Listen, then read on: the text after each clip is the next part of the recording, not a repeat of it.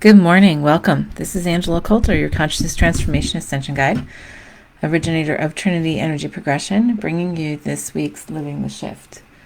So there are a lot of, memes out there. Can't wait till it's the end of 2020. Like all kinds of jokes about, can we be just done with this? Can we rip the page out of the calendar? Can we throw the calendar away? Good morning, Gloria. Can we do, this? Can we do that? And I also have been having a lot of conversations, especially the last couple of weeks, including with myself, as to, okay, are we done with this yet? And it's not even the year. It's just how it seems to have framed itself out into this year. But there are many who are in this place of such discomfort right now, such discomfort. And most of it is because where we've been the past, 9 months has been, we've been birthing. Isn't that funny? Where we've been in the past 9 months has been completely around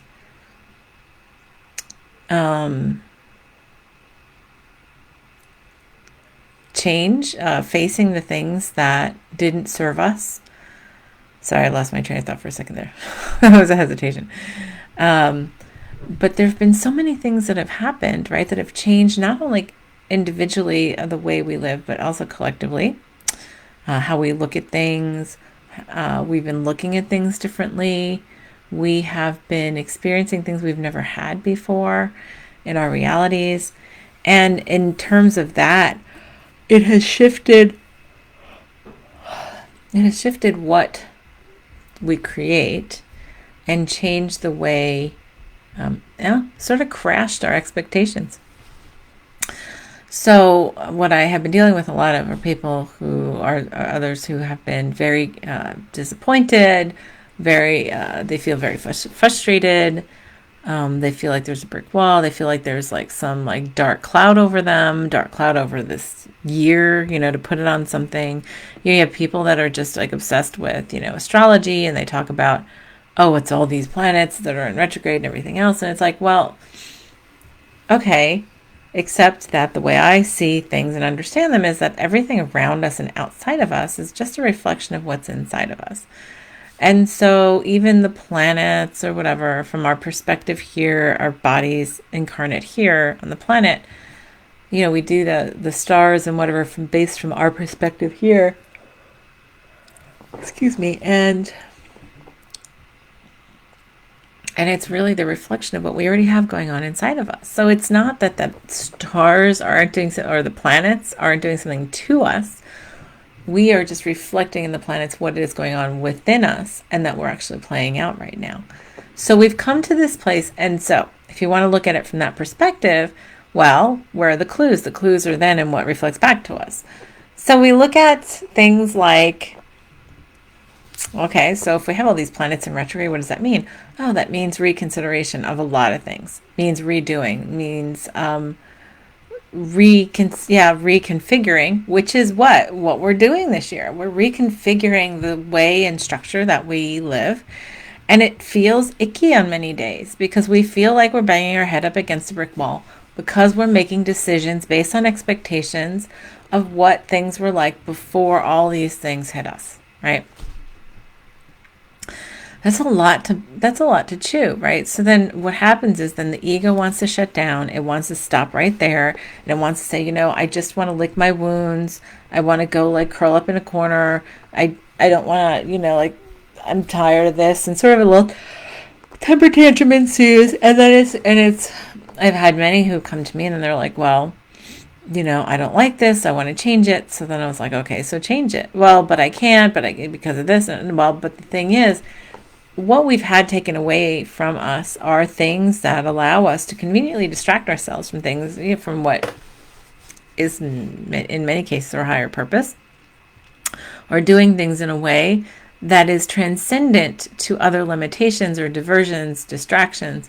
And so we had to remove a lot. My understanding is we had to remove a lot of the distractions, except that the removal of all those distractions has been a distraction in itself.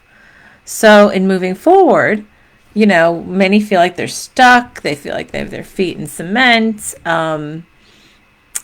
Yeah, I had an interchange yesterday with somebody, like, well, a couple of somebody's actually. I had a couple of people that I was having continuous texting and PMs going on, and I've had sessions over the last several weeks about the same thing of I'm sort of stuck in this, like I'm stuck in this, and then what happens is something changes. And even though, like, so here's one situation where even though someone was really bored and listless in their, say, job situation, and they're like, well, I can get my job done by 10 o'clock in the morning. And then, I have no, like I have no motivation to do anything the rest of the day. And, they are in an office, so they aren't working from home right now. And they're like, I'm going to look for another job with better pay that pays me more and gives me more challenge. So what happened is a job has come up as a possibility, and they've been interviewing for it, and it's a lot more money. And it's more challenging, and it is the same kind of thing, but it's like a couple steps up. It's a lot more challenging, a lot more things, and all the person was saying is, "Oh, it would be such a nightmare. It's just too much." And I said, "Or is it just that it would be challenging?" Which is what you've been asking for, right? You've been asking for more challenge, more money, more happiness, and all that. I'm like, but maybe part of why you're dwelling in all this other stuff is because you've had all this time to sit and dwell in it. And if you were more challenged and more happy utilizing your actual skills, then you might actually be more motivated to do other things that they've been wanting to get going. And so there's just been this constant back and forth and sessions and whatever. But it's sort of like, be careful what you ask for. Okay, so this year is truly bare bones. Be careful what you ask for, because it comes to you in ways that the ego might not expect it. So we can change, we change the way, like the key is, and then there's someone else that I was interchanging with, and it's like, oh, well, I'm having all this crash, and there's this death, and then there's these deaths, and then there's,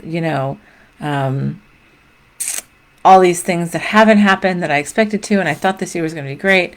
And I had this conversation with one person, but it was probably like the third or fourth conversation I've had with different people over the past, month. And, I've had stuff myself, and there are days I wake up and I feel like I have, 4,000 pounds hanging over my head. And my choice is, do I stay in bed? Do I crumble under it? Do I continue on? Because actually that is just an illusion, and it's part of my creation as well as the collective's. So I can change that. I can change the way it affects me, even if I can't change it being there. And I can take a baby step, even if I feel like it's, it is insurmountable to do so. And that's what I encourage others to do. Like, Gloria says something's putting blocks before anything has happened. Right. So then blocks sort of come up.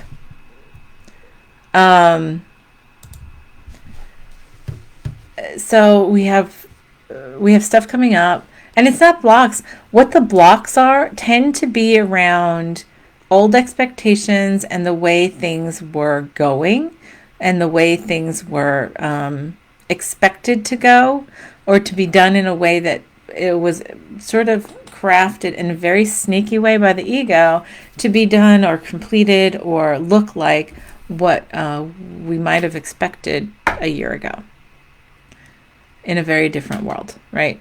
And so, but the thing is that that's not bad.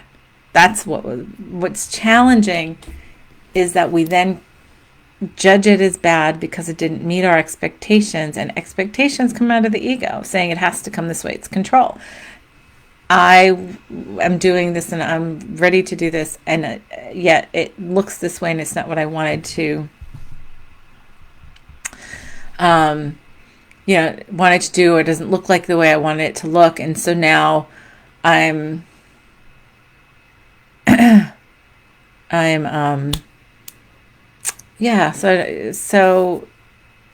so I'm going to judge it, and then I'm going to get down, and I'm going to get depressed because I'm going to feel like it's not good.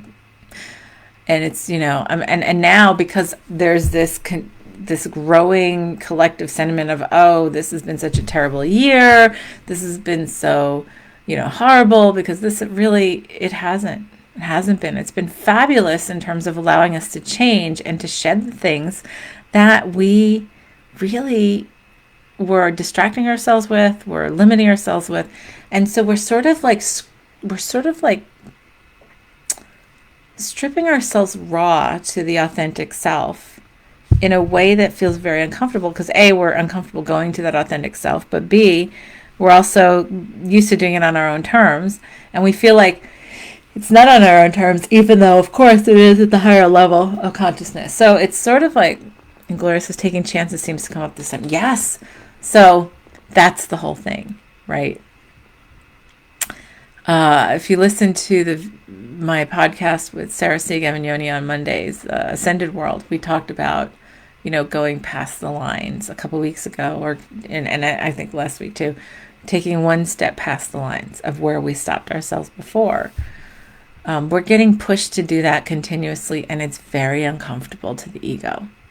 So, I have multiple people that I've talked to and worked with that are saying, oh, well, I'm asking for this. I'm asking to see this. I'm ready, willing, and able, but I don't see anything. And I'm like, what are you waiting for? But the thing is, the universe is waiting for you to take the step. And I know people who are in like depressions and slumps and anger and everything else, because they're like, well, this is supposed to, and I've been doing this, and they've been doing this, whatever that is, in the way of the old ways that we would do stuff, right? And they expect the same results, even though things are very different.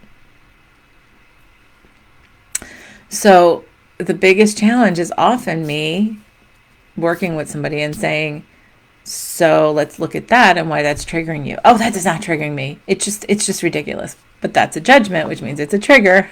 And so we go around and around. I had a conversation with a client last week where, I said, well, this is what comes to me, right? And I would say that, this is a collective thing also. These are the things that are going on.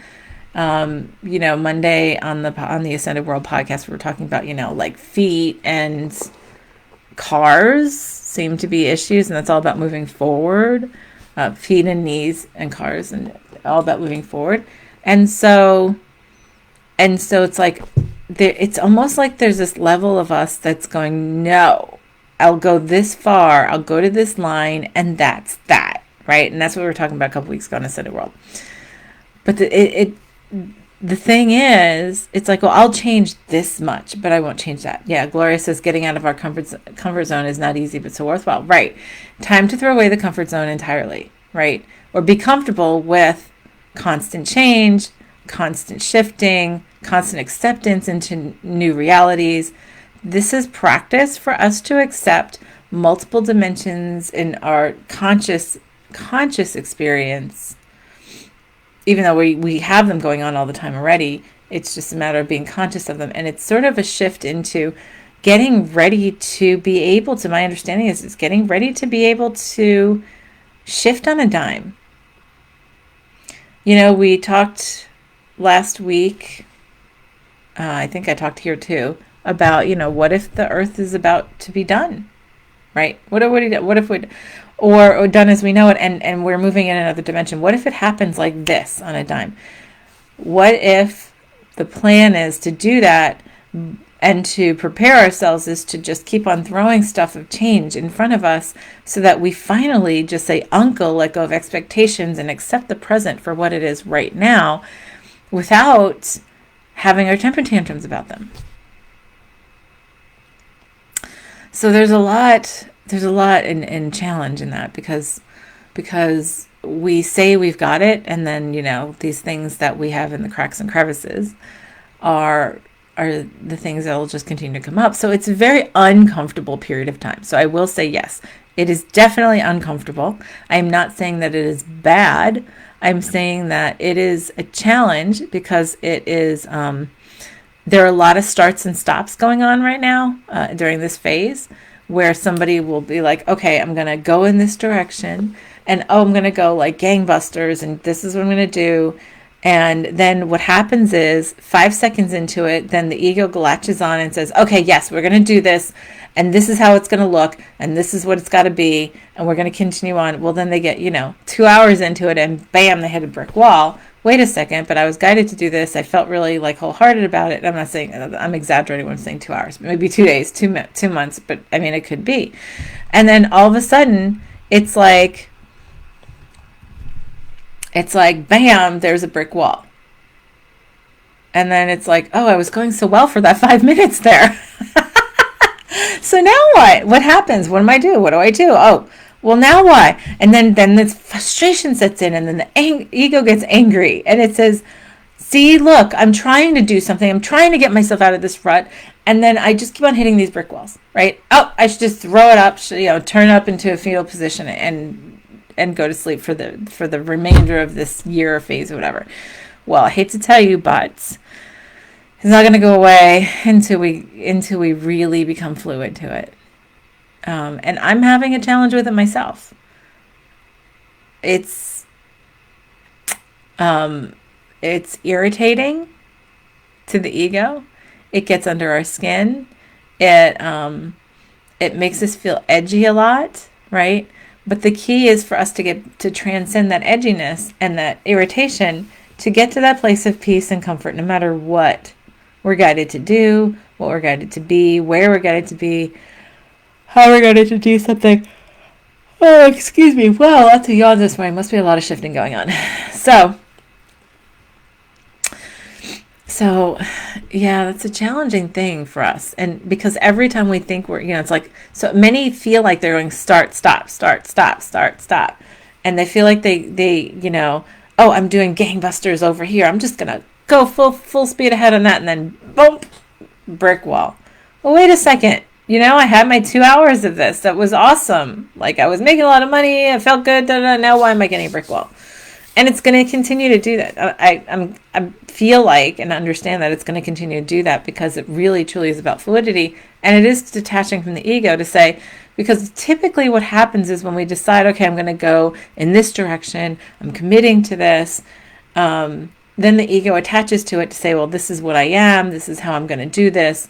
And then when it changes and it's like, okay, yeah, you fulfilled that in 2 hours, now it's time to do this, the ego's like, wait, I didn't even have time to attach to that too much. And it's like, well, but that's part of the point, is it's going to continue to move us in these directions that feel very uncomfortable. And it's typically, like the trigger point of whatever's underneath the surface that causes us to hold ourselves back ultimately in the bigger picture. Not just from this year, not from just the past couple of months. I'm talking about this entire, not just even just this lifetime, this entire existence. So, so when we do that, and it's a big practice for us to change. And I see a lot of people, starting to up and just change their entire life, to move, to change their living situation, change their job situation, their relationship situations. And in many cases, that's really it's up on the block to be changed, right? Except that the ego is having a hard time letting go of it. And so because even though it might not be the most expansive, the most enjoyable, it might be comfortable, right? Because it's a known evil, which many have. That's just been a big habit that we get into, the known evils. I'd rather, be with an evil, like deal with an evil I know versus what's not. But that's also this fear of change.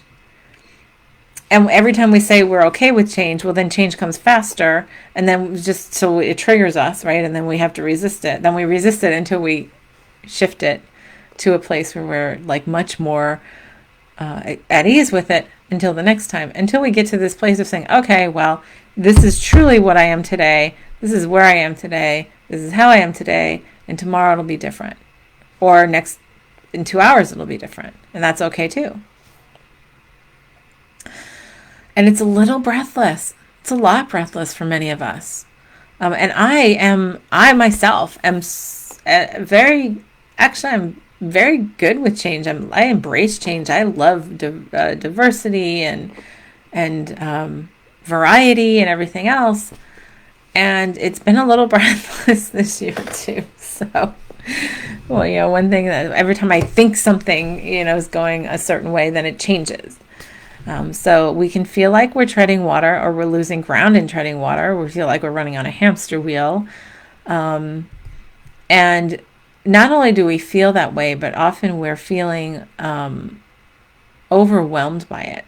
Like, ugh, because what's happened is usually we tread water for a while, we run on the hamster wheel for a while, and then we'll jump off and go to another hamster wheel, right? And that's the habits that we've gotten into, like where we can find more comfort. And yeah, okay, so it's a little uncomfortable in the beginning, and then we get into that again. But the thing is to jump off the hamster wheel completely and never get back on one, and to continue to just change. And that's for us to do collectively and embrace.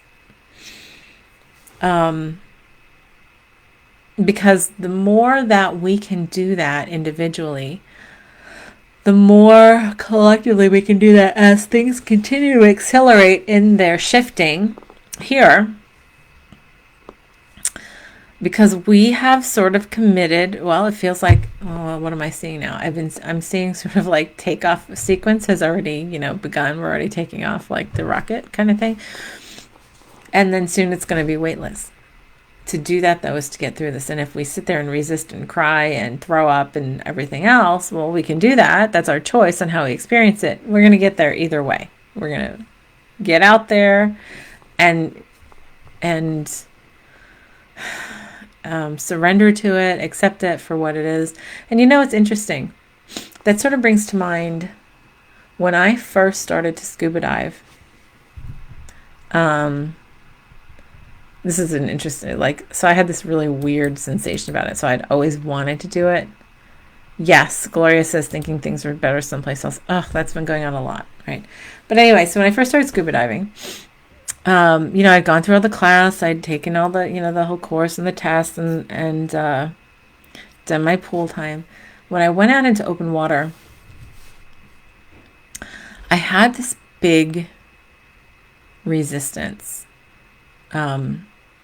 to going in this gorgeous water in like Mexico or whatever, because and it was like as much as and I've always wanted to. I wanted to be a marine biologist for years, and so I always wanted to do it, and then I did it. And the first couple of times I went out there, it was like theoretically I should have loved it, right? But my mind was like, well, how do I do this? And there's just resistance in my body, and it took me a while to realize that the reason I resisted it so much, especially the first number of times I went underwater, under open water, was that I was resenting not being able to breathe without the machinery on my back, without the air and stuff, without all this all these mechanisms and equipment. From, distant memories of living in the ocean world and being a water being and all that kind of stuff. So, loving the water and being part of the ocean and not being a part of it. And so you want to talk about, this is like a bigger level theme, higher level theme. And so it took me a while to figure out, oh my God, that's where this irritation is coming from. It's like, because I was like, well, it's not like I'm scared. I mean, I was just irritated.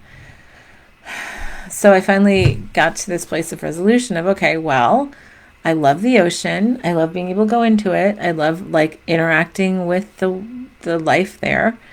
And if in the state my body's in right now, I'm required to use machinery and equipment to breathe so that I can be under there, then so be it. And if at some point that changes, I'll be able to accept that too, right? And that sounds sort of weird, but it's really funny because a lot of people I know who are on the spiritual, active spiritual path, several that have gotten their license, their scuba license, whatever. One had come with us on a group thing with our dive master and our diving instructor, and she said to me after the first one, she was like, what's the matter? Why am I so irritated? And this is just feels so like, oh my God, it weighs 3,000 pounds. And I'm like, yeah. I was like, so check in and see if you have irritation that you can't breathe without the without the equipment underwater. So, and she did, and she changed that. And then when she did, she was fine. The thing is, it's these expectations. So, like, you want to talk about some really weird out there kind of expectation? There you go. But we have so many of them under the surface.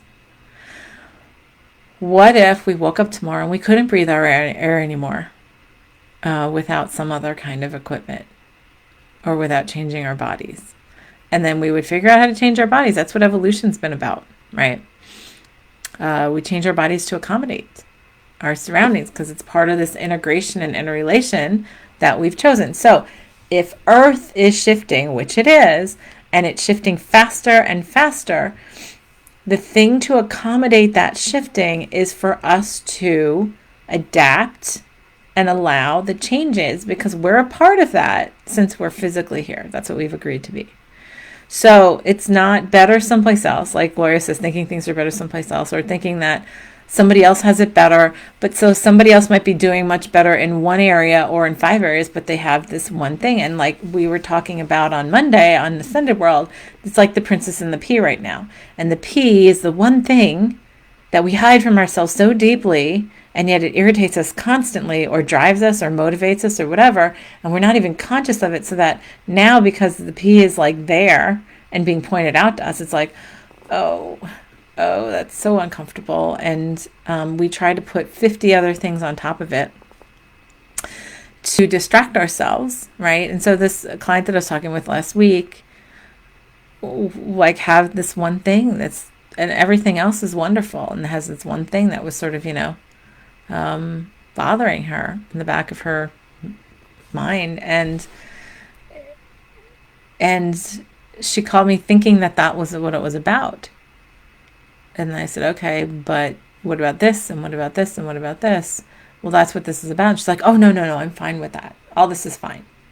I'm comfortable. And then, I kept on sort of was guided to keep on poking, right? And poking into that. And then finally she said, well, I'm worthy. I'm worthy to be comfortable. Yeah, Gloria, oh, that dang pee. Yeah, exactly. So she's like, I'm worthy to be comfortable. And I said, except comfortable really is an ego word. And so when you're saying you're worthy of being comfortable, it means you're worthy of still being limited by the ego. That you're only worthy of being limited by the ego because that's what comfort really is about. And really, when we let go of comfort and accept peace, that's a completely different thing. So when you say comfort, what is that? What is that, definition for you? What does comfort look like? And we talked about this Monday too. What does that look like for you? And what is the definition? Because what do you say, like, what to be comfortable? I need this. And if I don't have this, then I'm uncomfortable. Well, that's the thing. That's something, another message. It's another clue as to where looking closer to the P, right? Because it's like, well, why do I need that?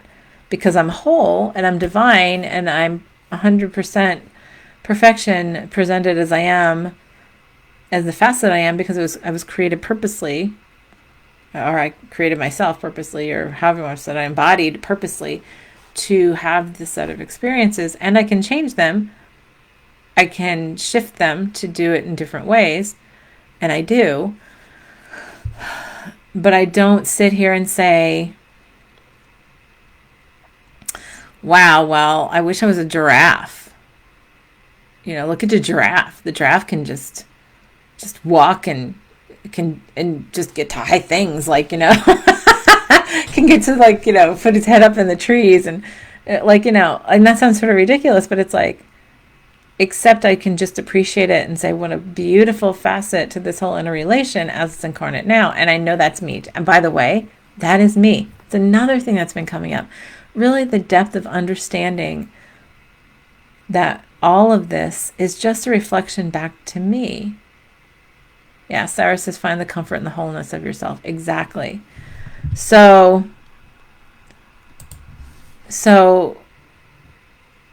when you look at everything and you realize everything is just a reflection of me, and it's actually just me, then what is it that, I'm judging? What is it I'm afraid of? And by the way, I'm the one who set this up. I set up all of this so that I could bring all this vomitous stuff up, or the pee, or however you want to look at it, so that I can move on and I can continue to move on, because it's not just this one shift, by the way. It's just not this, I'm changing this for now, or I'm changing this right now and then I'm done. Right? Because that's what we keep on doing. And I think that's part of the challenge that many are having, is like, well, I did all of that. I did all this like 5 years ago, or I made all these changes a couple of years ago, and da da da, and everything was going fine. And then bam, I hit this brick wall. And that's great. And by the way, because somebody else hits a brick wall today, or they hit it 5 weeks ago, and then they're fine and you're not, that doesn't make one journey better or worse than the other. We're all perfectly divine. And it's just when we hit those walls is when it's time for us to shift direction again and let go of something that's been hidden into expectation. So, and when you start looking at it that way and saying, well, okay, so I'm doing this and great, and then I'm going to be guided to do something else, and that's great too. Well, then we start seeing that in other people as well, because then it's like, okay, we don't give a whole lot of, I'm not saying credence, we don't give a lot of weight to, oh, well, that person's always done this, so they're always going to be the one doing this. And it's like, well, maybe not. Maybe they're going to be guided differently. And that's all pretty cool too. So that's really what I really want to close with this week, is to say, I know it feels really heavy for a lot of people right now. I know we have, and sometimes it feels, well, I'll tell you, personal experience. Sometimes I feel fabulous for 4 hours, and then I feel like the weight of the world is on my shoulders the next 4 hours. And sometimes it's 2 hours, and sometimes it's an hour. And I've gotten to the place to be like committed to at least observing it, to stepping back. And yeah, you know what? Letting the tears come of frustration sometimes, but also recognizing the tears of frustration are just simply ego. And to say, okay, so what's next? What's beyond this? And to say, you know what? I'm here because I am capable of being here. I'm here to be my 100%. And so this is helping me to get there, to be that, not to get there, but to remember how to be that, because it's forcing me to let go of things that are keeping me into a certain place, into a certain paradigm. And so the things that irritate us the most, like if you're going to sit here and go, oh, well, that just doesn't happen to me, or what you're talking about, whatever, well, then there's a trigger in there somewhere, right?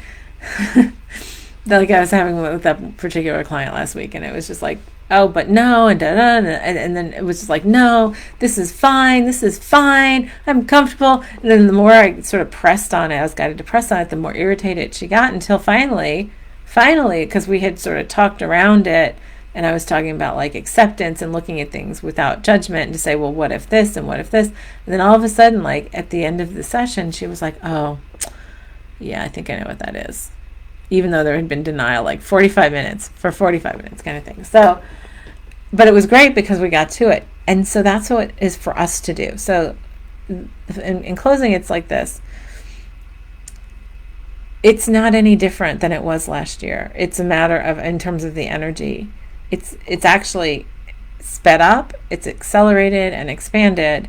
And because of that, the icky, heavy, dual-based, ego-based, exclusionary-based stuff is falling away, and we're doing it without context. So then that's where we get frustrated, because we're still trying to have these expectations of context from before. And at the same time, things are changing so fast. It's like we feel like, oh, the ego's like, oh, I'm trying to keep up. And it's like, well, there's no keeping up. We already know this is in place. If we trust and accept and allow, and we can stay present and observant. Observant is number one. If something is triggering you, don't get lost in it. You just become observant to it.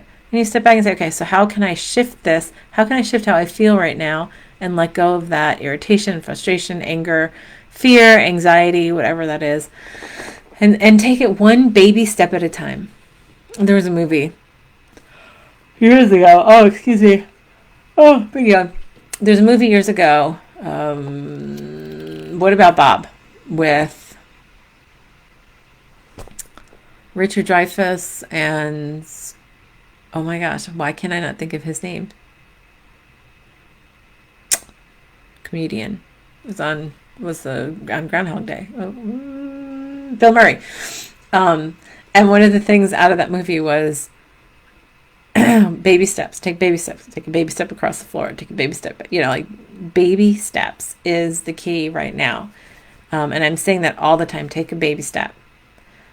And so we were talking about going in Ascended World. We were talking about taking a baby step beyond that line that we've always gone to. Well, that's the same. This is the same thing packaged differently. So, okay, if I'm used to getting irritated and sad and I'm angry and I want to cry and whatever, that's fine. And so what's my baby step beyond that? What am I going to do? And what am I going to do beyond what I've always done to do it differently? Just a little bit, and see if it shifts the energy. And as we do that, then we give ourselves permission to continue doing those baby steps and expanding out until finally at some point we then can say, oh yeah, got this. I've got this. So take your baby steps this week. Be observant. Take some deep breaths.